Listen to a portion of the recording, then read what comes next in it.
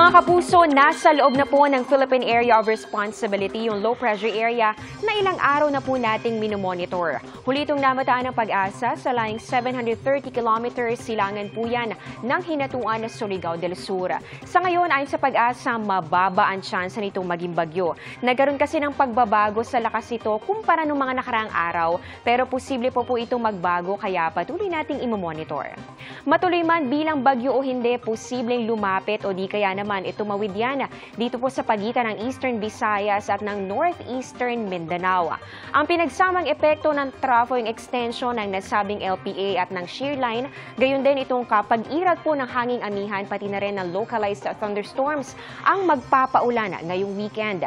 Base nga sa datos ng Metro Weather, may mga pag-ulan bukas dito po yan sa Cordillera, Cagayan, Isabela, Aurora, Bicol Region at maging sa ilang bahagi ng Mimaropa. Ganyan din po ang inaasahan natin sa halos buong Visayas at malaking bahagi ng Mindanao.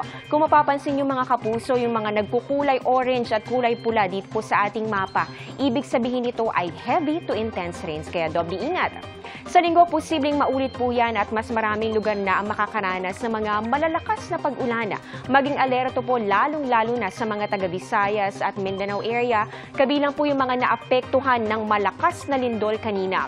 Bukod sa posibleng aftershocks, maging handa rin po sa posibleng pagbaha o kaya naman ay landslide sakaling magtuloy-tuloy nga ang buhos ng mga pag-ulan. Dito naman sa Metro Manila, posibleng mainit po bukas sa ilang lugar, pero kung may lakad, magdala pa rin po ng payong para maging handa pa rin sa tsansa ng localized thunderstorms sa hapon o kaya naman ay sa gabi. At yan ang latest sa lagay ng panahon. Ako si Amor La Rosa. Ito ang GMA Integrated News Weather Center. Maasahan anuman ang panahon.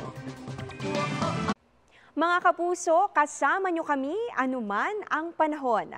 Mag-subscribe sa GMA Integrated News sa YouTube. Para sa mga kapuso abroad, bisitahin ang GMA Pinoy TV at www.gmanews.tv.